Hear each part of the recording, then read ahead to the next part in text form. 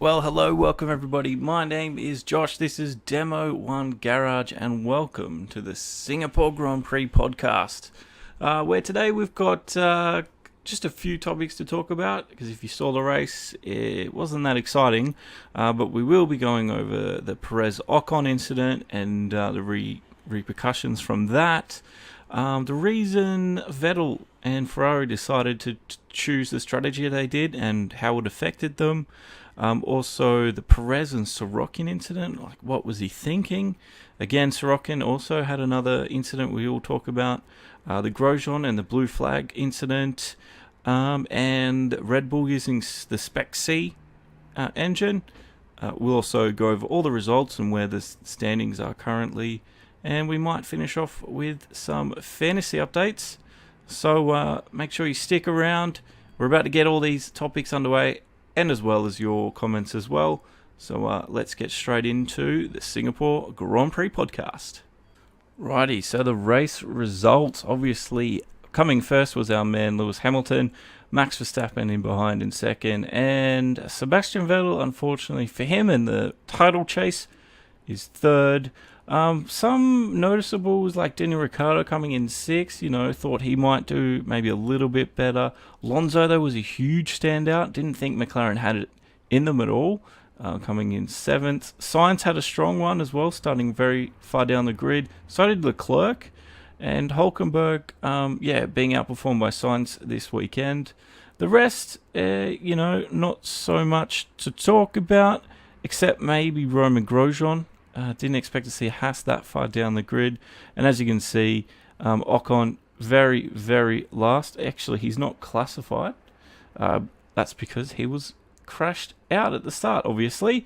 But Sergei Sirotkin down there for Williams. Brendan Hartley needs to be doing better, and he just seems to not be able to do it. But, that's where everyone placed at the end of the day. Lewis Hamilton getting all important 25 points, which actually puts him now 40 points ahead of Sebastian Vettel. So the all-important drivers, Lewis Hamilton's on top, 281. Vettel comes in second with 241. So that's a clean 40 points for Lewis Hamilton at this stage. Is the championship race still on? That is something we will explore. Kimi Räikkönen in a respectable third. Bottas, I thought he might be doing a little bit better at this stage of the championship, being fourth, but there's still room to move. And then Max Verstappen's ahead of Daniel Ricciardo, and then the rest really sorts himself out. Sergei Sirotkin comes in last, and but the real talking point is where Hamilton is now in front of Sebastian Vettel by those important 40 points. So, here's the constructors and where it all stands. Obviously, Mercedes are on top. Ferrari coming in second, then Red Bull. Renault doing well to come in fourth, I think. Haas as well. Thought they might, it's where they're expected to be, I thought. But maybe they would have had a few more points at this stage.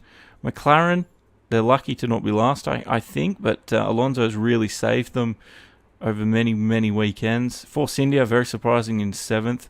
But then we've got to remember that they had all their points taken away. So if you're wondering why they are in seventh at this point and not higher, that's why. Once they had to change their name and everything halfway through. Toro Rosso, Sauber, but no surprise to see Williams on the bottom. So that's the update of the results, where everyone stands. Mercedes are on top with Lewis Hamilton in the drivers. They are also on top in the constructors as well. So let's get on to our first incident of the day, and I think it might be the Perez and Ocon incident, and what came of that. So, Ocon didn't last more than one lap. He didn't last anywhere past turn 4, because he was in the wall on turn 4. Now, what happened was he got a pretty good start up beside his teammate, Sergio Perez. They were side by side out of 3. Perez saw a gap on the outside into 4. He put his car there when he saw the gap, which you'd expect any driver to do. But Perez didn't really give him a lot of room, and as Ocon tried to turn left and stay off the wall, there was another Force India there, touched his wheel, and he had no other choice but he was sliding into the wall, and it was race over. Perez, kind of funny race for him. And lap 1 really sort of gave us an indication of what he was going to be like for that race. He said he didn't see him there, and there was some small minority of people even saying that he could have possibly done it on purpose. There is an onboard footage where, as he's getting through the corner of the apex, he turns the wheel slightly to the right. Is he collecting oversteer? Is he correcting that? Or is he pushing his teammate into the wall? I don't know. But it's really, really hard to come to a definitive answer with that one, especially when you see what he did with Sirotkin later on, because that was definitely on purpose. So did Perez have it in him to knock his teammate out? I don't know. It's unfortunate for Ocon. He's definitely been the better Force India driver this year, I think. Perez has had that one podium. I can't remember where, but I just remember him being on the podium. But I think Ocon overall has had a more consistent career in 2018. Ocon doesn't seem to have a drive anywhere for next year, which sucks, while Perez does.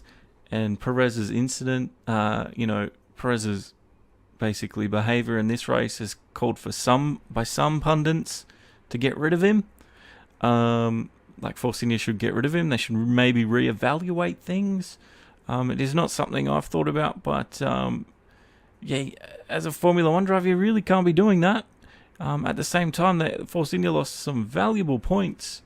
So if he did knock his team out on purpose, he's purposefully gone against the team's wishes.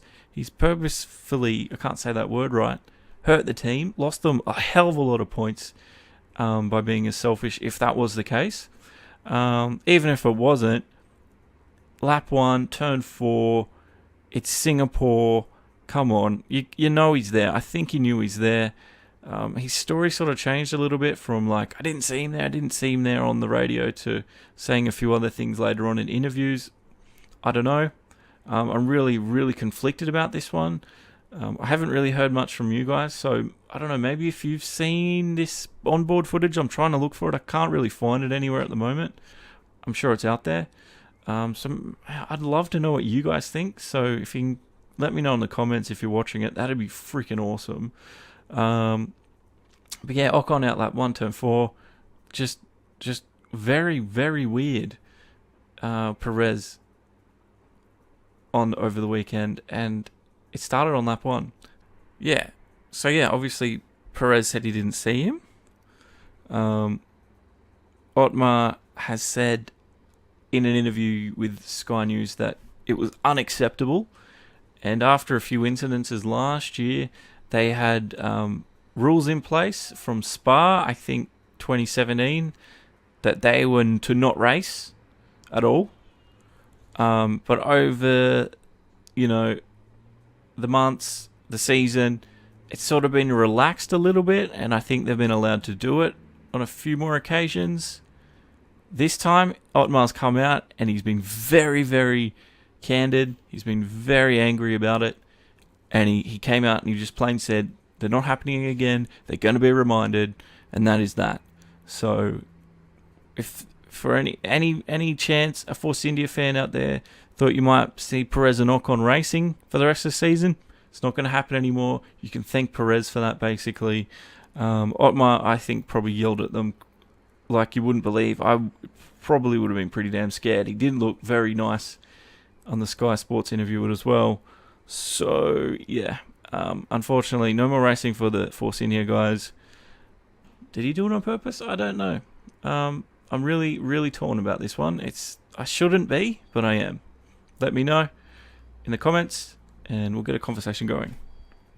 So anyway, again, right, I think the next topic we should really talk about, because not much happened after that, but I think the strategy Vettel took, and why they responded the way they did. All right. Strategy calls at Ferrari. They've been very, very inconsistent. Some weird calls, some good calls, some calls in hindsight that we just why did you do it? Singapore was one of them. Now you might be asking yourself, why did they do what they did? basically what they did, and some of you saw it during the stream, Hamilton was putting in purple sectors. So they thought, he's coming in. Ferrari reacted immediately, and they put him on ultra soft tyres. Weird call, because that means it's a 2-stop race then. Not really sure what they were betting on. The only conceivable thing, and it's a huge gamble on Ferrari's part, is that they were expecting a safety car again. I just don't know what they were thinking there. And at the same time, when they put him back out on track, he was stuck behind, I think it would have been Perez, for at least 4 laps. So, what that meant was he was going a lot slower, trying to overtake. He was burning the rubber on the ultra softs. He even came over the radio and said, "These are never going to last to the end. What were you thinking?" And then he finally got past Perez, but it was too late. Verstappen had gone in and pitted. And because he lost so much time behind the Force India, Verstappen finished his pit stop in front of Vettel. Vettel lost another spot on a track where track position is so vital. And from then on in, because he was on the ultra soft tyre, which was degrading a lot quicker than the soft everyone else was on, he was losing pace, and it was race over. Basically, he then had to run those tyres to the end, which he admitted to doing, because if he had to have pitted again, and some of you even said it in the chat, he would have probably come out 5th. So I don't know what the hell Ferrari are doing. Some of you have said maybe they need new strategy, and I don't think that's like strategy or strategists, the guys, the engineers making the calls, and I don't think that's such a bad idea. New blood might get things, different ideas ticking along. That will get them out of probably some stupid maybe there's little habits that Ferrari have gotten themselves into, and they're not seeing it themselves. Some new eyes on the situation might be able to, discover those issues quicker. I don't know what it is, but I think they need some new people in there to reevaluate some of the strategies, some of their formulas they use. Maybe I don't know what it is, but it didn't work for Vettel, and it's ruined, I think, a lot of Kimi's races this and last season. I just don't know when they're going to get it right. And Ferrari are never going to win a world championship. Doesn't matter I think even if they had Lewis Hamilton for them in any capacity, could even win a world championship for Ferrari, it would be because he would always get screwed over by the strategy calls at some point. And that's the difference here between Lewis Hamilton winning it in Mercedes and Vettel losing it for Ferrari. While they have to do the work out on track, there's all those important parts, those 1%ers that the rest of the team are working on that make up such a huge part of the season by the end of it, that can affect it. And that can mean the difference between 40 points. And I know Vettel's made a few mistakes here and there, but so have the team. And that leads me on to, does Vettel have a chance now for the end of the season? He does. Anything's possible. There's still enough races left that he can. If it's mathematically possible, it's still possible in F1. It's unlikely, I think. Some outlets are already going on and saying that Hamilton's basically won it here. I personally don't want to believe that at the moment. While there is some side of me that says, some realist side of me that says, dude, it's pretty much done. There's another side of me that says F1 is so unpredictable at times, you can't be calling it yet. But we are at a stage, I think, where I can make a judgment call on the season.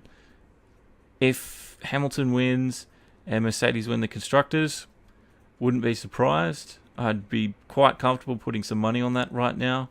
But if Ferrari did come back and there were some reliability issues for Hamilton, a few grid place penalties at some point, who knows?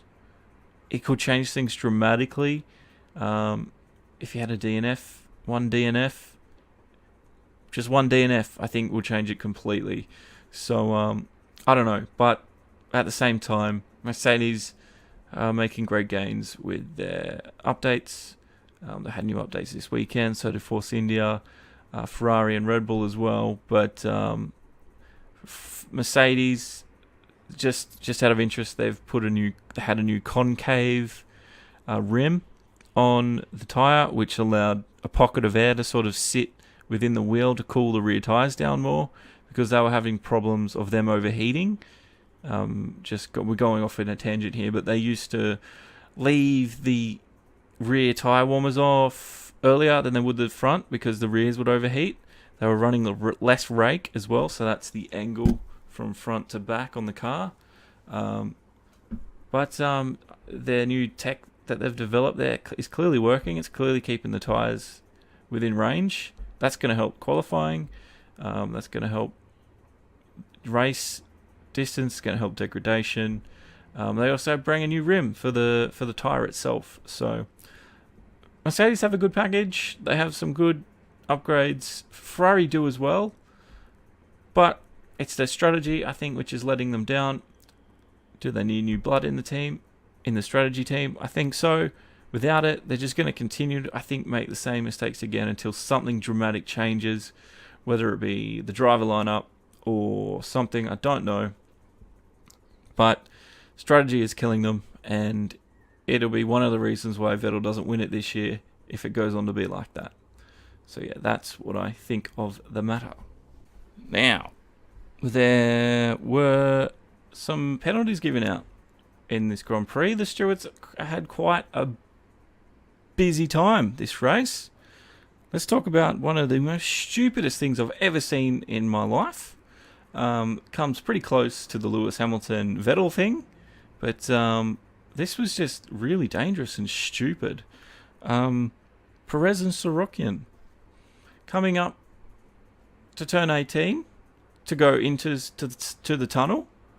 Perez has finally got alongside Sirotkin after like 9 laps. He was behind Sirotkin for such a long time. I think Sirotkin played a brilliant race defending for so long. He didn't make a foot wrong for just lap after lap after lap. I was actually really impressed with the Williams driver, to be honest. The pressure was on, defended well, and he did it so, like, it was, the racecraft was just brilliant. But anyway, Perez finally got beside him before turn 18, and well before the turning point, bumps into him. And I was just thinking to myself, first off, because I've gone back and heard my reaction to it live, I thought that somehow Perez had just been lent on by Williams, which had sort of, I don't know how, but, had just made the car rotate into him.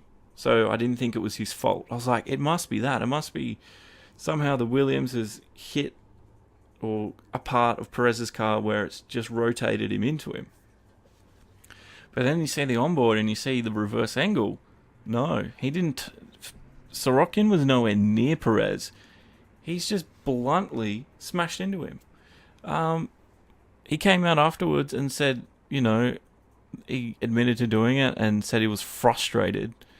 But then the penalty was a drive-through penalty, which he took. But he was already so far down the pack anyway. So some are saying, was that fair? Shouldn't have been, a race ban or something else, like a grid penalty next race. You know what? I think it should have been a race ban because it was at speed. It was just stupid. There's just no defense for it. You don't do that at the top level of F1. It was absolutely... I'm dumbfounded that Perez did that, which at this, like I said earlier, has had some pundits out there call for Perez to not be racing for Force India next year, for them to reevaluate it and maybe put Ocon in. Because I think Perez is pretty comfortable that he's signed for a drive next year. Ocon isn't. And Ocon, I think, is clearly the better driver consistently. It was just a bizarre weekend for Perez. I really don't know what is going on through his head, but I personally think it probably should have been a race ban or something like a 10-place grid penalty for the next race. I don't think the drive-through penalty was enough, but he's going to have severely fractured relationships with him and Otmar. Any chance he had of racing Ocon now is totally gone. Otmar said that. So, and yeah, the Sirotkin incident doesn't help it at all. So, I really don't know what Perez was thinking. Maybe you do. I don't. But, yeah. And then Sirotkin had his own weird incident. It wasn't that bad, but he did get penalised for it. I don't know what turn it was, but it was a right-hander. Sirotkin had the inside line, and he just delayed his turn as late as he possibly could. So when Sirotkin turned, he was turning on the wall. Hartley was trying to turn in, but he couldn't because the Williams car was there. He wasn't allowed any room. He was basically forced off the road. He had to come to a full stop. Otherwise, he would have just been run into the wall. So Sirotkin was given a 5-second penalty for that, which he served pretty quickly. Went into the pits anyway. Williams weren't really, going to have any points anyway, so I think they just pitted him, got the new points, put some new tyres on. I think he put on the Hypersofts for the end. So yeah, that was a 5-second penalty for Sirotkin, and yeah, didn't bode well for Hartley either. He only coming 17th. And then one of the biggest incidences for penalties was Grosjean ignoring blue flags. It was Grosjean, Sirotkin, and Perez, I think, at the time. I think even Gasly was there, but he didn't really hold anyone up, I don't think. They were Grosjean, Sirotkin, Perez. They were all fighting for position, especially Grosjean on Sirotkin. And Hamilton was leading the race, and he'd caught up to them. They didn't get out of the way. And by the time Hamilton had managed to navigate around some of the traffic, Verstappen had caught up, and Vettel had almost caught up as well. So Verstappen actually went for an overtake, and he was going for the lead. It was amazing. I couldn't believe my eyes. Like, Verstappen's actually doing it. Verstappen might get in front of Hamilton here. And I couldn't imagine Hamilton was happy about it because these guys weren't getting out of the way. They did mention it when they were in the cool-down room. Even Charlie Whiting came out and said he was sorry about the blue flag thing. Grosjean totally ignored them when it happened because, when Hamilton had gotten around, there was still Grosjean in the way. And then Verstappen dealt with Grosjean as well. So Grosjean, yeah, I don't know. Hamilton said that it was really hard to see the blue flags at night because the flags were so dark and blue anyway against the night sky, so you couldn't really see them. And he said you couldn't really see that you're being blue flagged until the panels lit up. So I don't really know where Grosjean was on in how he feels about the incident, whether or not he saw the blue flags or not. But the matter of the fact was the blue flags were being shown. He didn't respond to them because I think they've got 3 corners to do so. It was almost 2 laps before he'd done anything.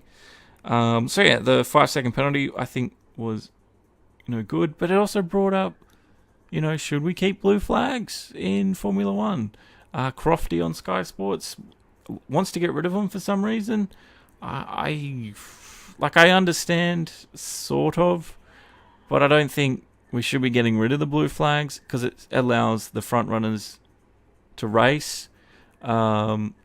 Yes, it created an exciting moment with Verstappen catching up.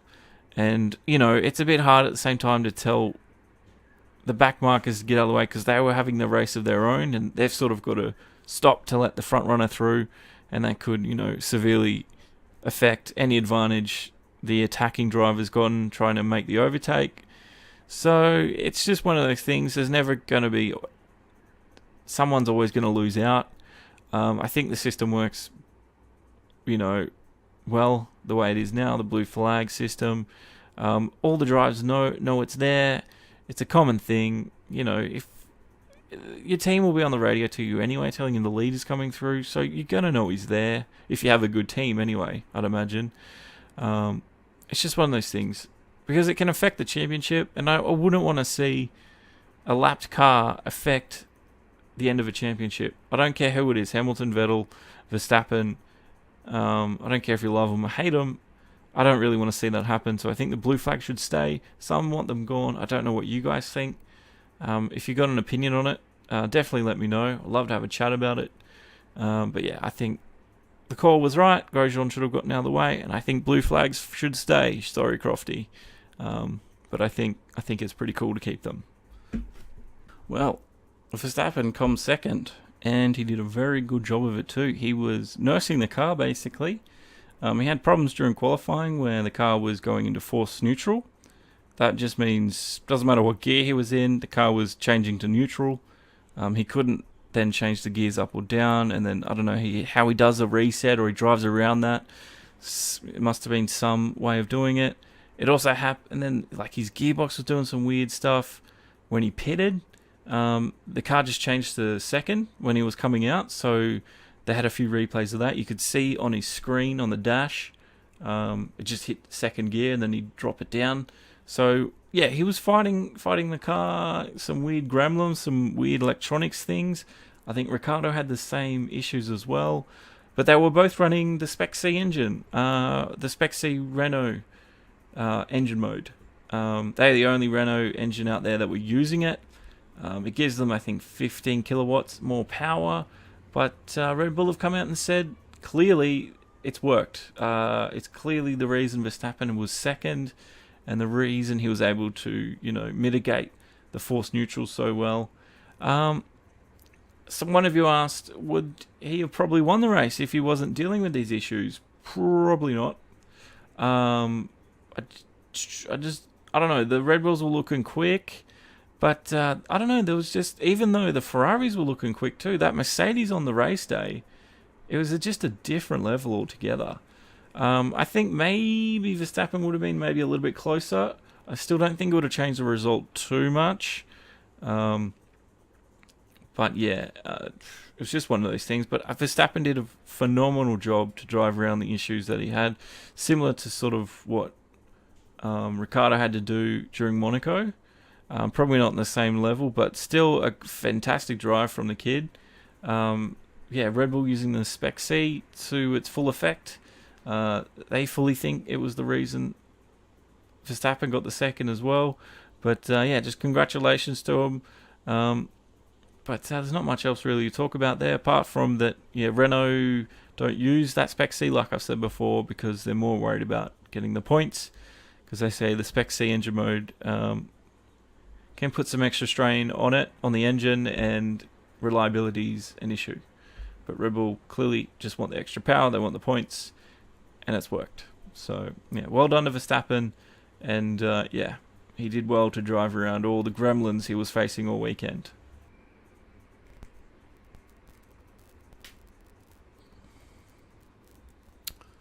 Well, here is an update on the fantasy. Revenant F1 has taken out first spot with 1,922 points. He's was 170 points for Singapore. That's pretty good total. Getting 20 with Raikkonen, Leclerc 18, Hamilton 44. Grosjean was his turboed. Unfortunately, could have done a little bit better this weekend, but 4 points with him. Verstappen getting him 36, and Red Bull pulling in a hefty 48. So not too bad. If we go back and see what he was like previously, Italy, same team. Belgium, same team. Hungary, Germany. Actually, really consistent, except for here in Britain. Austria, France, 222 points. So, Jamil looks to have a pretty good team. He's got Gasly now. Have a look at my team. I've got 1,613. I've got Perez, which I will be getting rid of. 3 points. So it's terrible. 4 points. And it was my turbo Grosjean. I thought he would do a lot better. Leclerc 18. Verstappen got me 36, Raikkonen got the 20, and 52 with Ferrari. So only 133 points. But down off my Italy run. As you can see, I swapped out Magnussen and Grosjean. Didn't really gain or lose from that, But I think I'll be choosing to get rid of Perez next and changing my team up that way. Look, if you want to be part of the Demo 1 Garage Racing League, there's the invite code 5F6B8D. Just type that in. Or ask me to send you an it via email, and I'll email it to you that way. So all you have to do is click leagues, hit join a private league, type the code in there and hit join, and you'll be in our league. Easy as that. Right, well, that has been the Singapore Grand Prix podcast. Thanks for the questions that come in. I always love hearing what you guys think. Don't forget, you can join the Discord. Links, as always, down below in that description box where I write things. Make sure you go check it out if you want to find out any information. Thank you for watching the video. Don't forget to subscribe and like if you want to see more of this stuff. Next up, what's our next Grand Prix? Next up is Russia. So looking forward to that. Hopefully I'll be streaming that one as well. But as always, you can catch me anytime on Discord. And I'm playing the F1 trading card game. Kind of addicted to it, weirdly enough. It's actually not too bad. It is a free-to-play game, and I mean, there are stuff to buy and spend real money on, but I don't think it's that bad. If you want to join and get yourself an extra 10,000 coins to buy some cards with, there's a link in the Discord. Or if you are that interested, ask for it. I might put it in the description as well. Yeah, I'll put it in the description. Just click on it. I think the app's for both Android and iOS. And then even if you don't click the link and it says what friend sent you here, just type Tyneside. I'll type that down for you can copy in as well, and we both get coins. So yeah, try that out if you're looking for a new game on the phone. But anyway, thanks for watching, guys. My name is Josh. This is Demo 1 Garage. Race hard and on the edge. And as always, I'll see you in the next video. Bye bye.